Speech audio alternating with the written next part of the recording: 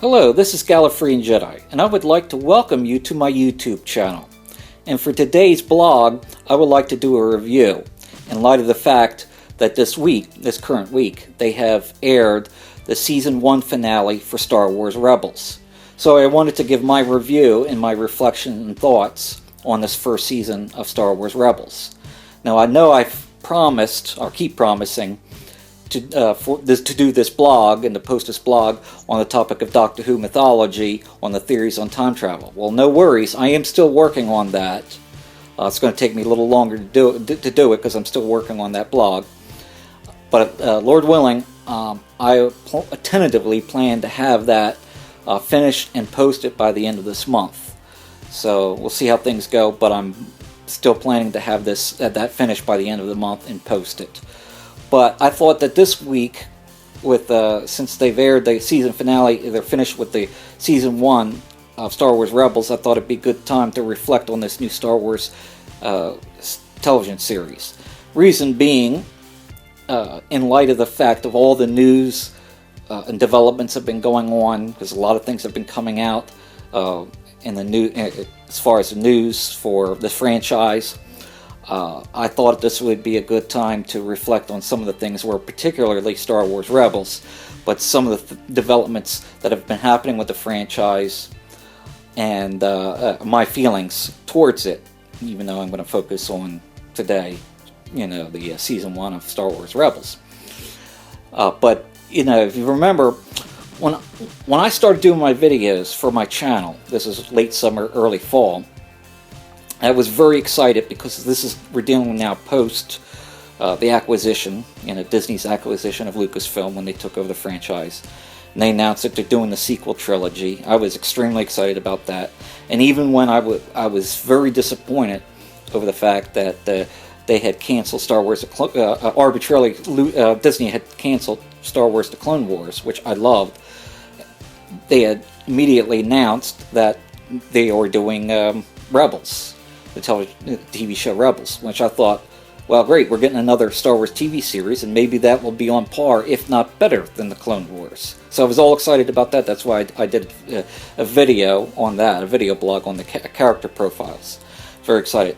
And then even a little bit after that, when I did of course this was a little while after they had made this, Disney had made this announcement, but when Disney had decanonized the entire Star Wars expanded universe, and thousands of diehard fans were outraged at that, because I was so excited for all the new stuff that's coming out. I mean, Star Wars Rebels, the Episode 7, The Force Awakens, all the news, and even in the independent, the talk of the independent spin-offs, Star Wars spin-offs, I was all excited about. I thought this was a brand new time for the franchise. This was like breathing new life into it, and I was very excited. So I did a video on the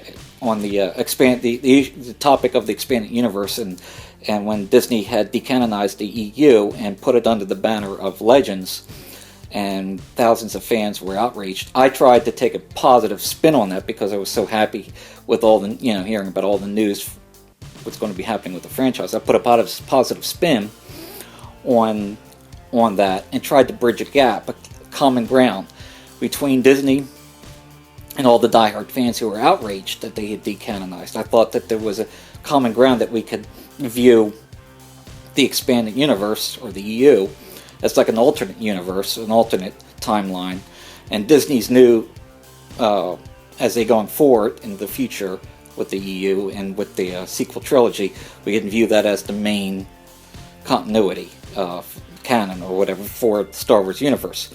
And I thought I could put a positive spin, but to be honest with you, because of the rapid changes and the things that I'm hearing and videos, I'm hearing other videos on there's another guy on YouTube who does blogs on the EU, and he has some really great arguments.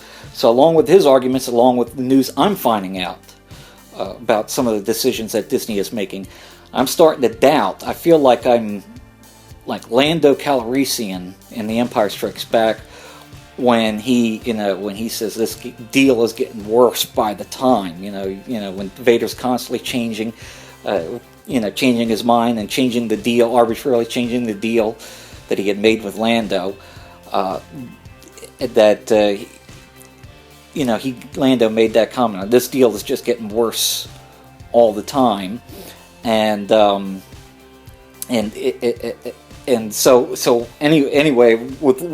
but of course I'm unlike Lando. I didn't make this deal. George Lucas did, but I sort of was supporting a lot of decisions that Disney was making. But I feel like I'm Lando now, saying, "Man, this deal's just getting worse all the time." So I'm not so excited anymore for a lot of the news with Disney and a lot of the plans that Disney has for the franchise, which I'm not going to go into too much detail today. I'm going to cover Rebels, but I'm not going to go too much into detail because that would take too long, and I want to give it some more time. Obviously, I want to give before I give my final judgments. I mean, the judgments I have, at least for the EU. I mean, I'm going to probably eventually go back and do another blog, revisit the EU again, but it's probably not going to be for another year. And the reason being is because I want to give it time with everything that Disney is doing to see how everything pans out, even though that I'm discouraged right now with what's going on. I want to give it time for everything to pan out. And the real proof in the pudding is not until after Episode 7, The Force Awakens, comes out. That's really going to be the proof in the pudding on how I feel Disney is taking the franchise in. That's really where I'm going to make my decision on how I feel about it, even though I'm discouraged about what they're doing with the EU. I'm discouraged with some things which I'm going to talk today in today's blog about the Star Wars Rebels. But the real proof in the pudding is what they do with the sequel trilogy, especially with episode. I'm waiting for Episode 7, The Force Awakens, to premiere before I really give my final assessment with the direction that Disney's taken the Star Wars franchise in. But it almost feels like, with the direction that it's going is essentially that, we're going to eventually be talking about a division, a two-part division of the Star Wars franchise. One, and this is how I label it. One is which I call the George Lucas era of Star Wars, the Lucas era of Star Wars, and that's what we as fans have become passionate. And I have become a die-hard passionate fan ever since I was a little kid, and that would include the 6 movies, both the 3 episodes 1 through 3 of the prequel trilogy, and 4, 5, and 6 of the 4 through 6 of the original trilogy. Also including the Clone Wars television series and also the EU, the expanded universe. So I would consider that part of Star Wars is under the George Lucas era of Star Wars, and that's what I passionately fell in love with, as well as I know that thousands of other fans, diehard fans, have fell in love with. And the other division, which is probably when people are reflecting back, I mean, it's too early right now, but I'm talking about a year from now, 2 years, as time passes, how this division is going to be viewed. That first era with the George Lucas era, then the second one is going to be the Disney era, and that's going to be considered. That's going to be categorized with the sequel trilogy, episodes 7 through 9, and also there are other projects like Rebels, Star Wars Rebels, and the independent spin-off films that they're having in between the episodes 7, 8, and 9, and their new rebooted EU, which is A New Dawn, Tarkin, those 2 novels as examples. The only thing I will sit there and say before I get onto this review, I know I'm giving too much of a big opening for this this review on Season 1 of Rebels, but I just feel like I needed to get this off my chest. The only thing that I have decided at this point how I'm going to deal with the franchise, with where Disney's taking it in, is I want nothing to do with their rebooted EU. So A New Dawn about, dealing with Kanan, the prequel for the Rebels, Star Wars Rebels, and the novel that's the prequel. Excuse me, I'm rambling on. The novel that's the prequel for the television show Star Wars Rebels, and also the novel on Tarkin, and some of their other comics and novels. So especially Disney's new rebooted EU, I want nothing to do with. I'm sticking with the classic EU, which they've branded under Legends. I've decided, several months ago, I was on the fence. Do I continue reading? Because like I said, I'm still only halfway through the classic EU. Do I continue reading that, or do I go over to Disney? And I was on the fence. But after all the news has come out, I've decided I'm sticking with the classic EU, which they call Legends, and I want nothing to do with Disney's EU. My personal opinion, I want nothing to do with it. But because I'm such a passionate, diehard Star Wars fan, I want to be fair. I don't want to be, because right now I feel like I've been criticizing all the fanboys. That's what my previous blog was about. I've been criticizing all the fanboys for all their hate and vitriolic hatred and bashing of the prequels and of the bashing the special edition of the original trilogy, and basically cursing Lucas and all their vitriolic hatred. I feel like I'm almost like turning into that, but I'm not, because actually I've been defending that again, the Lucas era of Star Wars, the prequel trilogy, the special editions of the original trilogy, Star Wars: The Clone Wars, and now defending the EU. So that Lucas era Star Wars, that's what I'm a passionate fan about, and I will continue to defend that against any fanboys or any, the hate that's out there towards that. But I am questioning the Disney era of Star Wars. And like I said, I've made my judgment on their EU, but I'm still trying to keep an open mind towards the sequel trilogy, Episode 7, The Force Awakens, and also Star Wars Rebels, which I'm talking about today in some of my discouragement. But anyway, let me get to my review. I will say this. I'm going to wait to actually do a video, because if you remember, I did an official video blog on the comparison between the classic Doctor Who series and the new Doctor Who series. Well, I feel like there's been plenty of seasons of the new Doctor Who series that now I can compare that with the classic Doctor Who series. That's why I did my video. I'm not doing that today. I'm not doing a video. This is not a video. It's fully, even though I'm going to make some comparisons between the Clone Wars and Rebels. This is not a official blog on comparison to Star Wars: The Clone Wars versus Star Wars Rebels. And I'll tell you the reason why is because the Clone Wars, we've had 6 seasons. So even though they canceled, they arbitrarily canceled, I feel the Clone Wars is, in a lot of ways, has come, because we did have those 6 seasons, it has come full circle. Whereas Rebels, we've only had 1 season, and I don't think that that's fair of me to try to make a comparison at this point, even though I will talk about a few comparisons why I like the Clone Wars over Rebels. I don't want to make that comparison just yet, because like I said, I'm trying to give Rebels more time. We've only got through the first season, whereas, like I said, Clone Wars have had 6 seasons. Rebels has only had 1 season. And I'm trying to give Rebels more time. Maybe next season, maybe if they can pick up, who knows? It's always possible that they can pick up, they can pick up momentum with their stories. So I'm not doing that official blog of comparison between the 2 series.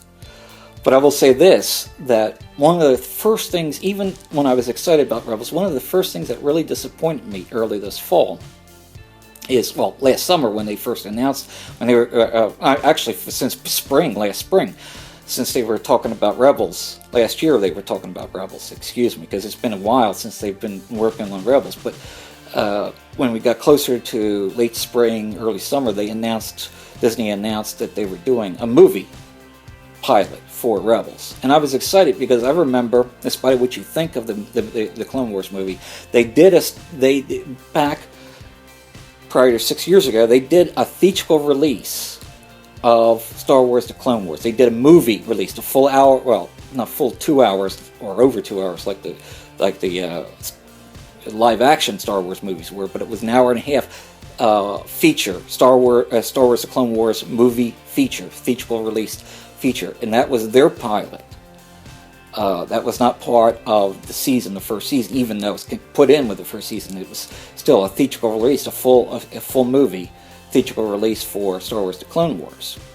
And I thought, wow, they're going to do the same thing with Rebels, and even though that I was under any assumption that they were going to have it in the theater, I thought they were going to have a television-made movie prior to the series debuting on Rebels, maybe a 2 hour or an hour and a half or 2 hour movie on Star Wars Rebels as the pilot.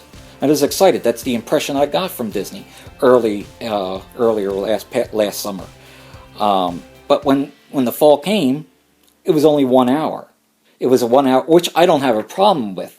But what they did is it's kind of misleading. They said, well, we've got the Rebels is going to have a movie pilot, and I'm thinking somewhat it was going to be a television-made movie, somewhat like what they did with the Clone Wars, a theatrical movie. But it was kind of misleading because it was a 1 hour thing, and I don't have a problem calling a 1 hour show a movie. It's just what it was. It was 2 episodes. They're 2 episode pilot put together, and it was kind of misleading. I mean, we get a theatrical release movie that, even though it's connected with season 1, it's not part of season 1. It was the movie to introduce the series before we got into season 1, and I thought we were getting the same thing with Rebels, like a movie prior to season 1 to give us an introduction to the series before season 1 began. But of course, that was a 1 hour television episode, two half-hour episodes put together for the pilot, Spark of the Rebellion. And like I said, it's not too much of a problem with that. It just, I felt that it was kind of misleading, and it was very disappointing. Especially, keep in mind, we only got 15 episodes this first season. I guess technically 16, since Spark of the Rebellion is considered 2 episodes. And I know that it's not so much a problem because we got 22, a full season, which regular TV shows have, of Star Wars The Clone Wars. Now, I recognize that many TV shows today, like the new Doctor Who series, and a lot of the HBO and Showtime series like Dexter, and the Newsroom, and some other shows that are really good, the premium cable stations, their shows are only like 10 to 13 episodes, and I understand there's a reason we're doing that, because you cut down, you don't do a 20 or 25 episode season, because there's a lot of them that you have to do fillers. And even in the Clone Wars 22 episode season, there was some ones that did some fillers. So if you cut it down and you can only focus on half of the episodes that you would normally have for regular TV shows, then you can really focus on premium solid storytelling throughout the 10, 13, whatever episodes.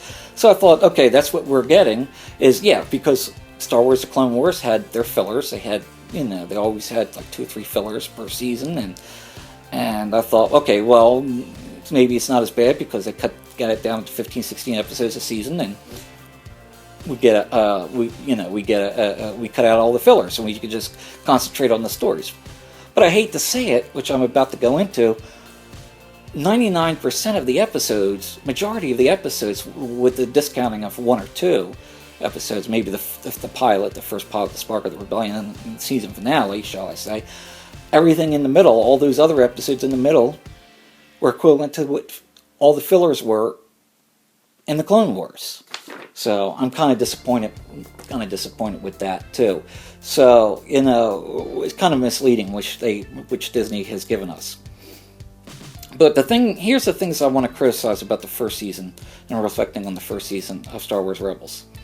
One of the biggest things that I had a problem with Rebels is it primarily took place on one location, on the planet Lothal. Now, I know that Lothal is the home planet for Ezra Bridger, and that's where that small band of rebels, when Ezra Bridger gets involved with the crew of the Ghost, with Hera and Zeb and Kanan Jarrus and stuff like that, and Sabine. that they were operating on Lothal. I don't have a problem with that happening in the beginning, but essentially, with the exception of the first pilot episode, Spark of the Rebellion, where they go to Kessel, and also the season finale, which aired this week,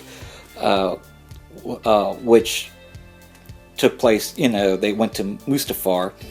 Essentially, other than those two places in the pilot episode and also this finale episode, the entire season, every single episode, took place on Lothal. They did not travel to any other planet or any other location.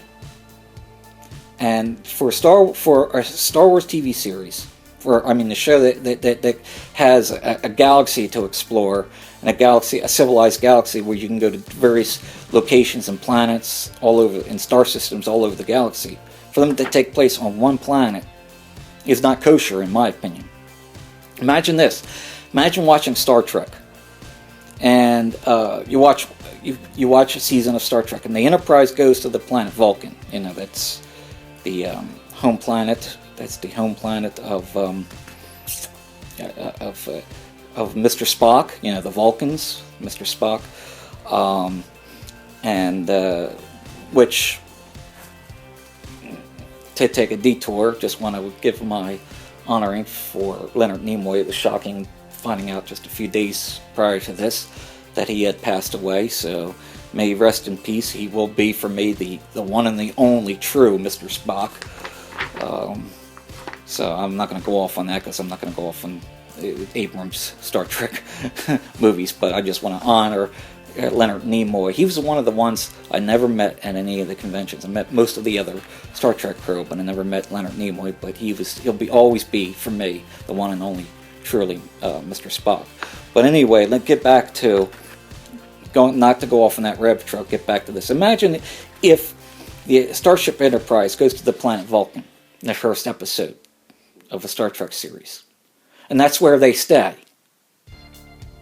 That's where they stay. That's the only planet that they stay at.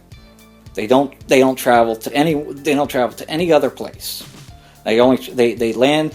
They bring the Enterprise to Vulcan. They beam down to Vulcan, and then they just have regular adventures on the same planet over and over again. Can you imagine all the Star Trek fans? They were going, wait a minute. Star Trek is about space exploration, visiting different planets, different star systems, different areas of the galaxy, and you're only going to Vulcan, and that's the only place that you stay at for the entire season? That wouldn't go over too well. It's interesting to note that even Star Trek Deep Space Nine, which is the second spin-off, you have Next Generation, then we have Deep Space Nine, which is a spin-off from Next Generation. In Deep Space Nine, they were on a space station that was located originally around Bajor, the planet Bajor. So that DS9, Terok Nur, which the Cardassians refer to it as, that was a space station. It didn't travel. It wasn't a spaceship that traveled the galaxy like the Enterprise or like the starships, the Federation starships.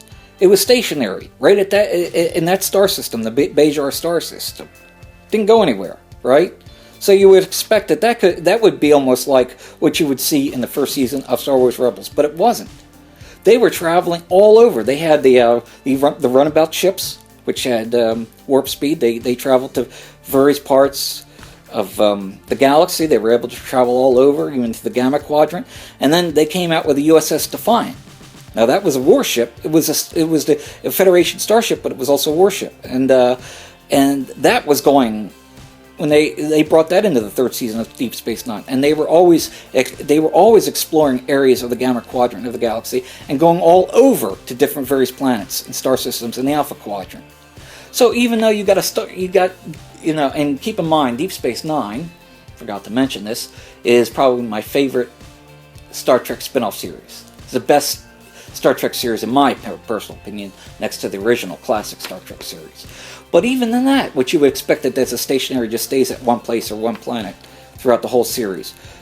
They didn't just sit there and the only thing you saw was Bajor. The only thing you saw was DS9 every week. yeah, that was the main place, just like the Enterprise was for the other Star Trek, Star Trek Deep Space, Star Trek Next Generation and the classic series, and Voyager was the main ship, and the Voyager series, it was the place where they always were, but it didn't just stay there. They weren't just at Bajor throughout every single episode of the entire series. They were traveling, exploring the galaxy and the Gamma Quadrant of the galaxy, as well as the Alpha Quadrant. So if a series like that can do it, why can't Star Wars Rebels do that? Why do they have to be stuck at one planet throughout the entire season? Now, keep in mind, I understand that this is the first season. That who knows, maybe in the second season they can spring it off. It could pick up momentum, and they could start actually visiting various planets and different star systems, because that's what happened in Star Wars: The Clone Wars. Star Wars: The Clone Wars, they were visiting every single story arc. They were visiting a different star system, a different planet, and you got to see areas of the galaxy that you would never see. That's one thing that people loved about Star Wars: The Clone Wars, is that you could see certain planets, certain things in that parts of the galaxy that you never got to see in any of the 6 movies.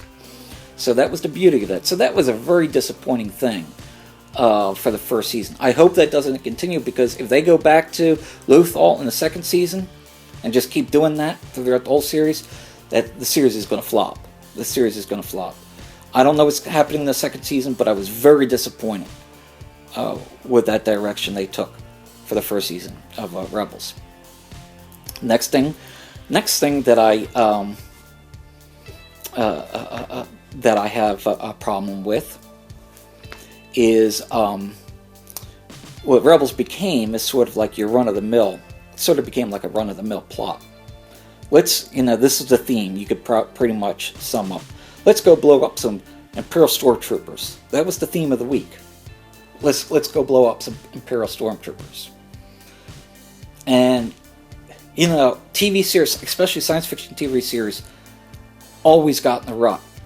If you remember V, the 1980, they had 2 miniseries, which they were always planning to do a series, but they did 2 miniseries first, which were great. They were awesome. Probably some of the best miniseries I've had on TV is the 2 V miniseries. But then they actually did get around to doing a series.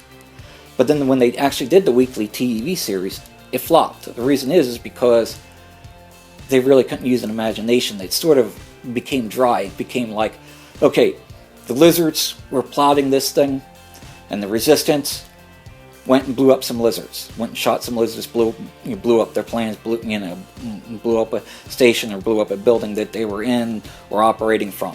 That's what it became of. The lizards were plotting something one week. The Resistance went out and took them out. Took out the lizards that week. That's what it said. Let's go shoot up some lizards. Let's go shoot up some aliens this week. That's what V turned into. And it lasted barely a season, less than a season, before they canceled it. Rebels is turning out to be the same way. There's no really complex storylines. It's sort of like the Imperials are doing something, plotting something, doing something this week. The crew of the Ghost find out about, let's go blow up some stormtroopers. You have cases where, Ezra masquerades or disguises, he becomes like infiltrates the, pretends like he's a stormtrooper recruit and deals with the other recruits who are training to be stormtroopers, and then sabotages their plans, and on and on and on. And then then the Imperials are doing something next week, and then the Ghost crew finds out, and this is all happening on the planet Lothal. And so the Imperials do something the following week, and they find out about it. Let's go blow up some stormtroopers. Let's sabotage their plans, and that becomes pretty much the theme of the week. That gets dry real fast. After 2 or 3 episodes of that, it gets dry. That was the entire season of Rebels. This first season of Rebels. What a major disappointment! What a major disappointment. Television series, bad television series. Usually the ones that get canceled real fast, like V, have that problem. But the other TV series, like Joss Whedon, which I think he's a great writer. ran into that problem very early on in his Buffy the Vampire Slayer series. It became like Monster of the Week. Okay, Buffy, there's a problem with vampires. Buffy goes takes out the vampires. Okay, what are we going to do next week? Well, we'll bring in witches. We'll have witches next week. Well, she takes out the witches, or takes out the witch who was the villain of the week. And then the following week, it might be some kind of demon, some type of demon from another dimension, or some type of demon. She takes out that demon. So it becomes like Monster of the Week. Well, he knew that. He caught on to that real quick before letting the series dry, that he started to develop complex plots, story arcs and complex plots. And then the series really grew and big, grew bigger and bigger with story plots, and became bigger and bigger, and became the awesome television series that it was. And that's the way it was until the end of the series. And that's the way a television show should be. And dare I say, the Clone Wars was exactly that. Instead of with the Clone Wars, instead of having these, okay, let's blow up some droid, let's go blow up some droids from the droid army of the separatists. Let's go blow up some separatist droids.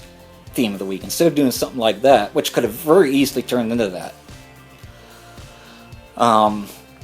it was very. The stories were very complex. Usually, the way the theme it was. Sometimes they had an episode which was a single story. But a lot of times, what they did was like 2, 3, and sometimes even 4 episodes, which they would focus on arcs, story arcs. And you would go to various planets and have complex stories, and stories which you would learn more about the galaxy, more about the story of the Clone Wars, and the battles that took place, the events, and the politics, and the complex stories, and various characters. You would focus on various characters that you would have.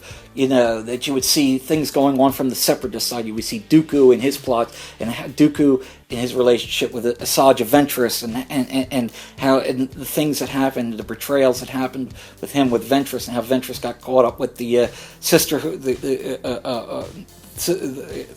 sisterhood on Dathomar, the Night Sisters. of Dathomar, and then you would have stories of Ahsoka and relationship with Ahsoka and Anakin and Obi-Wan and Yoda, and all the characters had their own thing. It's just like what you would see in Star Trek, the Star Trek series, where all the characters were explored and they had a story arc around them.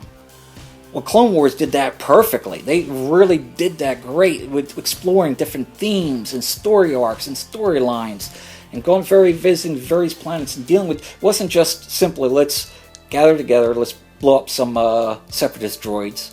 It was sort of, they had different things. They dealt with they had themes like they dealt with the Mortis trilogy, dealing with the things of, divine being, these super powerful beings in the Force, and metaphysics of the Force, and what it meant for Anakin to be the chosen one, to bring balance to the Force. They did story arcs like that, the Sisterhood, the Night Sisters of Dathomar, and how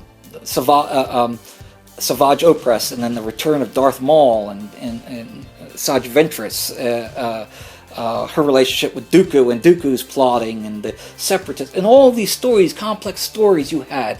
I'm probably just rambling on about that, but my point is that the Clone Wars was always complex. Complex characters, various characters, different themes, different stories. It wasn't just battle, let's go blow up some, let's take our clone troopers, blow up some separatist droids. It was very complex. One story arc might be about the second battle, the second battle of Geonosis and stuff like that. But another one might be then you might have one like the Zilla Beast, where it was like a Godzilla-like kind of creature, which they bring back to course, and then you might have the Mortis trilogy, and then the Night Sister trilogy, and you had various themes and story arcs that are going on with the Clone Wars, and that's what made it so exciting. And I'm thinking to myself, Dave Filoni was ahead of the Clone Wars.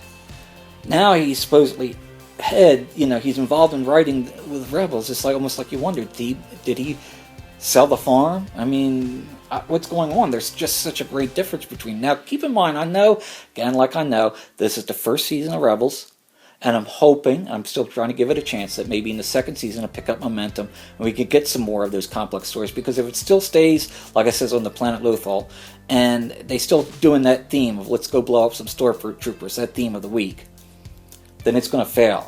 If they do that in the second season, I'm giving up.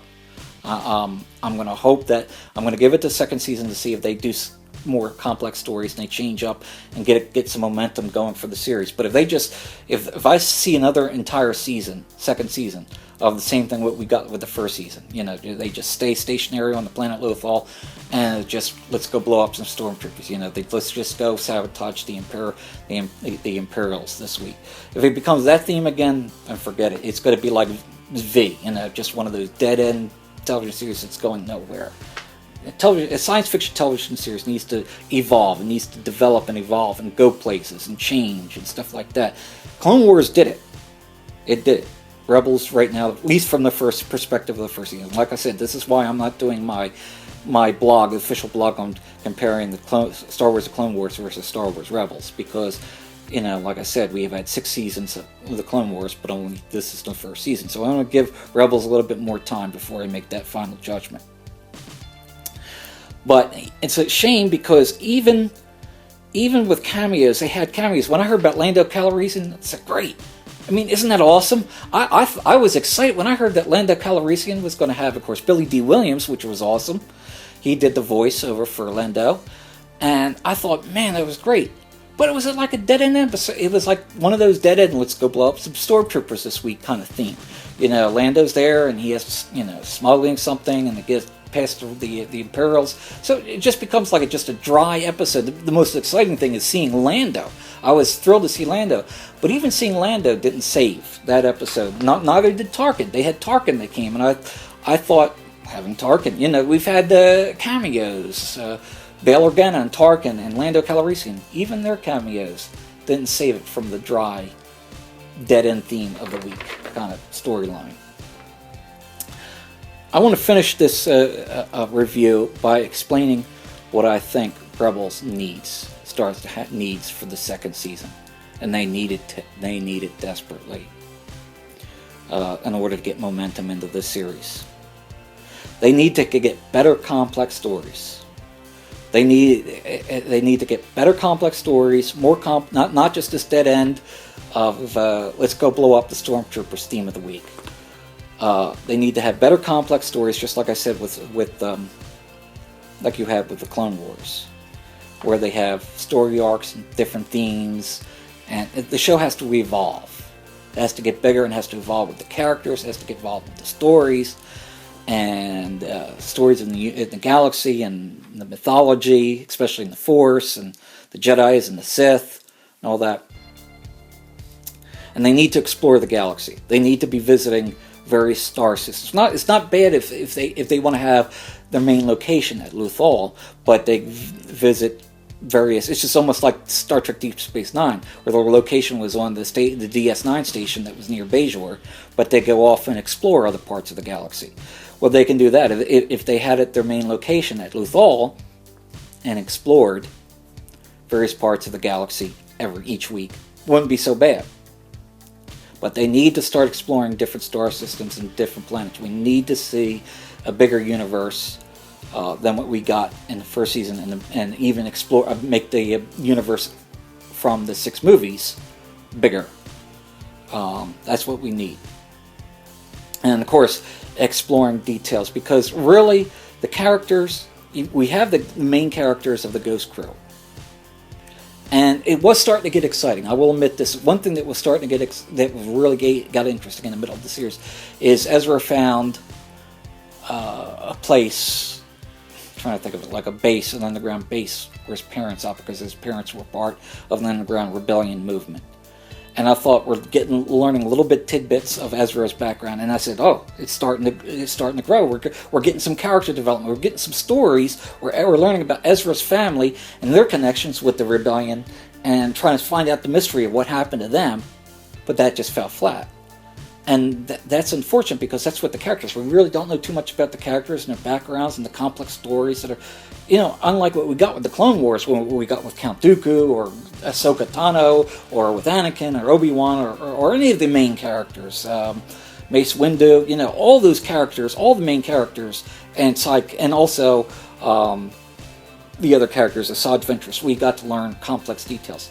We didn't get to learn anything, so we need more. So what we really need is more complex stories and details about the main characters, and to explore more stuff like what we saw with Ezra and his background with his family. One of the things that they could do, which they really shot themselves in the foot, that one of the beauties in the Easter, call it Easter egg, or call it the creme de la creme, whatever, is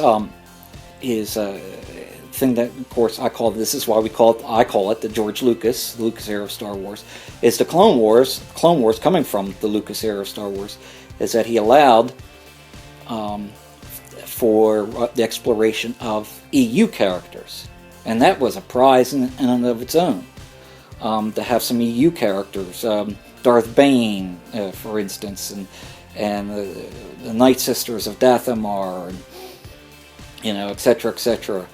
We had characters that we had from the EU that were put into the Clone Wars and did story arcs around them, did stories around them. But unfortunately, that's what Rebels needs. I mean, think about it. We've been following the EU about the characters of the EU, like Mara Jade and Grand Admiral Thrawn and Admiral Nantasi Dalla. We've read about these characters in the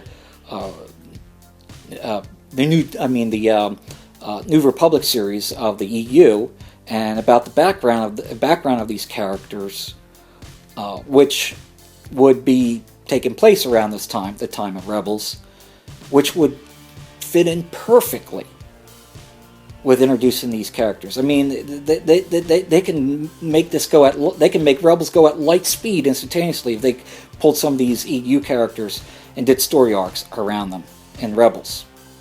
But Disney shot themselves in the foot. They figured that they didn't want to pay royalties to the different EU authors who've been writing for Star Wars for over the last couple decades. They didn't want to pay royalties for those characters. And so that's why they decanonized the entire. They said, we're putting this under Legends banner. We're decanonizing the EU, and we're scrapping all the characters and all the stories around them. Big mistake, because now not only is that outrageous, they're insulting the fans, diehard fans, but they just shot themselves in the foot. They can't do now what. See, that's the beauty of the Clone Wars, because they're being under the Lucas era of Star Wars. Lucas allowed them to do that, to add these EU characters into the series. Disney is stringent. They decanonized the entire EU, junked all the characters and stories because they don't want to pay royalties. And so now they can't do anything special that would attract the diehard fans. That would attract other people. That would make if they had Mara Jade and Grand Admiral Thrawn and Admiral Dalla, they would make Rebels go light speed. I would be excited. I would be excited. Couldn't wait for the next episode. But they shot themselves in the foot because they don't want to pay the royalties to these authors. And again, this is one of the things, one of the developments I'm finding out since the time from this past summer and fall, that has really discouraged me. As I'm learning, I feel like this is a bad deal because it's not like breathing new life into the franchise. It's basically taking a franchise, and I feel that Disney's trying to milk it as a cash cow. And they, like typical attitude of corporations today, let's milk it, we're greedy, we want it all, we don't want to share, no royalties to anyone else, it's all ours. They just want to milk it for what they want.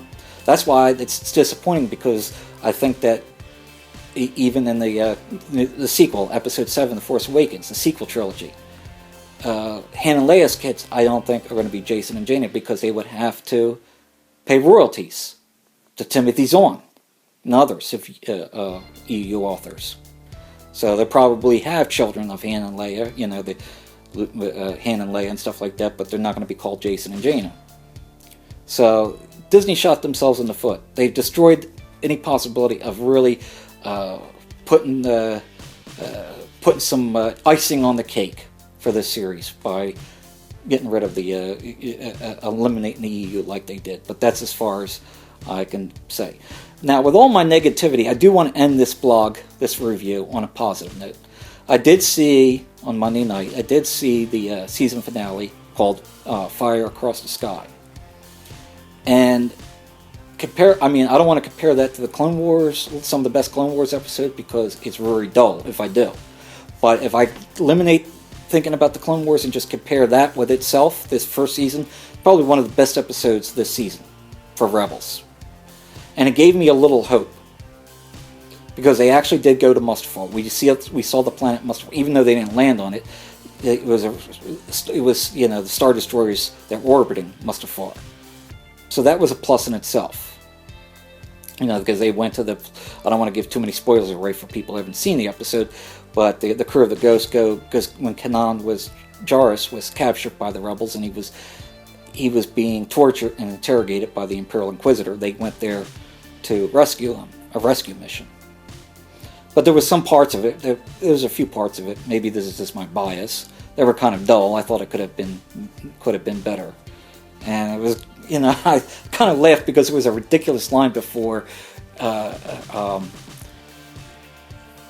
when Kanan, I don't think that the Imperial Inquisitor is dead, but before, well, I'm not going to get into that because I don't want to give any spoilers away, but when he kicks him off the ledge, and he makes, I'm trying to remember the comment, I'm paraphrasing, I apologize, about something about the Force or whatever. He makes some comment that's kind of ridiculous, and I thought, now, no one can blame this on Lucas. If you remember, one of the things that I critiqued was how I critiqued the fanboys who were critiquing Lucas for the kind of dialogue that the prequel trilogy had. Well, now Lucas doesn't have this. He has nothing to do with Rebels. This is all Disney. And seeing some of the ridiculous dialogue that they had, like that comment, I'm thinking to myself, I wonder what the fanboys would say about this. Because Lucas, you can't blame Lucas anymore. But anyway, I thought compared to the Clone Wars series, that episode could have been better. But as far as just comparing it, ignoring the Clone Wars, forgetting about the Clone Wars for a second, just comparing that episode with the rest of the season, the episodes of the season was the best one. It was very good. Best one of the season, this season finale. And it was a plus because we got to see, one of the things that made it great, it made this episode very good, is we got to see Bail Organa again. Bail Organa from prequel trilogy. He is the leader of planet Oleran and also the adoptive father of Princess Leia Organa. And we saw the fleet because they use blockade runners. That's the kind of ships that they use, the Rebellion. One of the kinds of ships that they use to blockade runners. So we saw a small fleet of blockade runners. Gave you that feel of the classic trilogy with the Rebellion. That was definitely a plus. Seeing Darth Vader, obviously that was a plus. But the best, most exciting thing was seeing Ahsoka Tano. And of course they made her, look a little older, a little more grown up. So we don't know what has happened since the time that she, in the Clone Wars, since the time that I'm assuming she never rejoined the Order, because she left the Order officially at the end of the Clone Wars series. And that's the last that we saw of her. We didn't see any of her in Season 6. So we don't know exactly what's been going on with her, other than the fact that it looks like she's tied in or involved with the, she hasn't died like some fans have theorized. But she's got tied in with the Rebellion, so she hasn't turned to the dark side, which some of us thought that was going to happen to her. But seeing Ahsoka Tano was the one thing, at the end, was the one thing, I will admit this, in spite of my criticism for the season of the first season of Rebels, seeing Ahsoka Tano was the first time that I it's almost like I got that joy, that excitement. When you see great episodes of the Clone Wars series, or when you're going to the theater and you first see the opening crawl of a new Star Wars movie, that excitement, your heart just pounds, and you feel you feel the adrenaline going through you, and your heart's pounding, and you're getting excited. That was the first time that happened to me for Star Wars Rebels. This first season, Star Wars Rebels. When I saw Ahsoka Tano, I was like, "Oh my goodness, I can't believe it! They were showing Ahsoka." That got me excited. My heart started to pound, and I got adrenaline, and that's why it's like, maybe there's still hope. Maybe in second season, now they're off with they ran off. They went to hyperspace with the blockade runners, and they stole a bail, and then we see Ahsoka. Oh, how great can that be? That's just awesome. Maybe there's hope for season 2. Well, hopefully. Only time will tell on season 2. So probably some of these things I'm going to follow up, like the EU. I'm probably not going to revisit that till next year. And because I want to give that time at least until after Episode 7, The Force Awakens, comes out. And I want to wait at least till after Season 2 to see which direction that Rebels is going to go in, to see if they're going to start making it more complex and sort of building better stories and better characters. Unfortunately, they shot the EU, so we're not going to get any of those EU characters, those classic EU characters. And we could, because we could see, I wish we could see episodes, story arcs, where we see Mara Jade, because at this time in the storyline, she is the hand of Palpatine. She is the hand of Darth Sidious at this time, working for Darth Sidious. We could see story arcs with her, just like we saw story arcs with it, because just like with, it could be like the same thing you saw with Asajj Ventress with Count Dooku. Had that kind of relationship where Asajj Ventress was hoping to be initiated as a Sith. And of course she was betrayed by Dooku. Well, I don't want to go into that. We could see storylines with that going on with Mara Jade, with Emperor Palpatine. We're not going to see that, unfortunately. Grand Admiral Thrawn. The whole thing with the the Outbounds Flight Project and his growing to as a Grand Admiral, his being raised to the rank of Grand Admiral, and his thing. We could see story arcs with that. That would be great. And same thing with Admiral Dalog. She supposedly had an affair with Tarkin, and Tarkin really was the one who supported her and helped her raise in rank, in secret. We could have that, but Disney shot themselves in the foot, unfortunately, because of their greed and their mentality. Instead of loving the Star Wars saga and wanting to put new life into it, they just want to milk it unfortunately, for a cash cow. How much money can we make out of this before it dies? Unfortunately, I hope that that's not where the franchise is going. I hope that something can be salvaged and we can get new life. That's why I'm giving it a second chance. Well, not second chance, but that's why I'm giving it time. Because as a diehard Star Wars fan, at least out of anyone, I do not want to see the franchise fail. Because I'm still passionate. I'm not doing this as a fanboy just to sound cool that I can criticize. I'm doing this as a passionate diehard fan who wants to see the series succeed. And that's why I'm giving the Rebels more time, and also the franchise for the sequel trilogy more time. So hopefully Rebels will take a better spin. But we will know by the end of the second season, we will know what kind of series of Rebels will be. Whether it'll just be flat, dead-end series, theme of the week, let's go blow up some stormtroopers on Lothal, theme of the week. Or whether it's going to be a complex, just like that basic theme of the week which we got with V, or we're going to get the complex, intricate, complex stories and characters that we got with Star Wars: The Clone Wars. Only time will tell. Only time will tell whether Star Wars, the franchise of Star Wars, will have either be the two distinct periods of the Lucas era Star Wars and the Disney era Star Wars, will both have its great have its great trying to think of the word that I can use for it.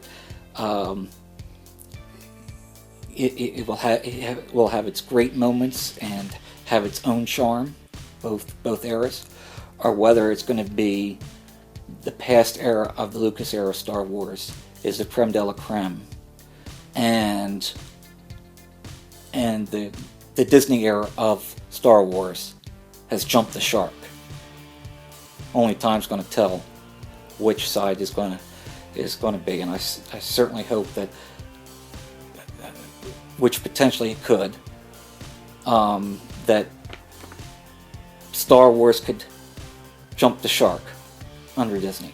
If the sequel trilogy was being done by Lucas, and Rebels was being under the direction of Lucas, Star Wars still in the hands of Lucas, and he was doing the sequel trilogy, Episode 7, Force Awakens, and also under his guidance doing Rebels, I would have no worry. But with Disney, I think there's a real potential. I hope it doesn't happen, but I have a feeling there is a possibility that Star Wars under Disney's care could jump the shark. I hope that doesn't happen.